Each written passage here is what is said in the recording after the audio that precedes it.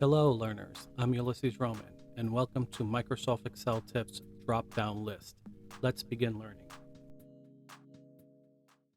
So I'm going to show you two ways of creating a drop-down list. One is creating the list manually, and the second one will be using a list of items to include. So the first thing you want to do is click on the cell where you want the drop-down list to appear. And then you're gonna select the data tab. You're gonna go to the data tool, data validation. This window is gonna pop up. It's the settings. You're gonna select list from the list. And then here under source, this is where you're gonna manually type in the items that you want to include in your list. So again, this is more practical if you have a small list. So for this example, I'm gonna keep it simple. I just want a list of 1 through 5. So I'm just gonna type it in 1, comma 2, comma 3, comma 4, comma 5. So it's important to include the comma because that's what tells Microsoft those are individual items. It separates the items. So once you add your items that you want to include in your list, you're going to press OK.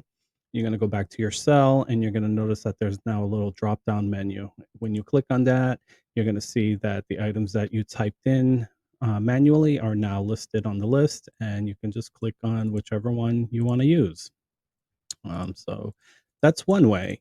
A second way is again using creating a drop down list from a list of items, right? Especially a long list. This is more practical for that purpose.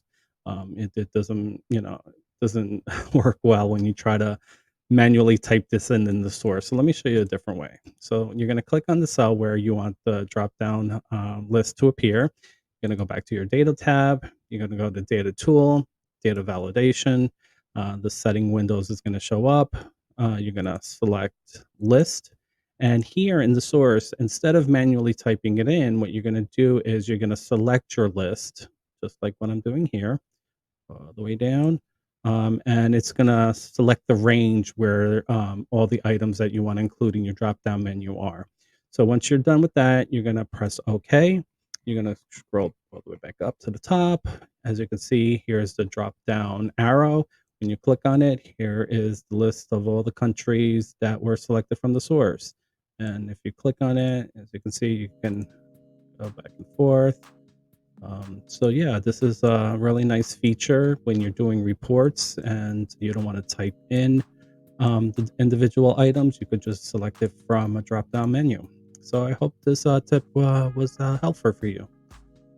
For more Excel resources and video content, please visit my website at ulyssesroman.com.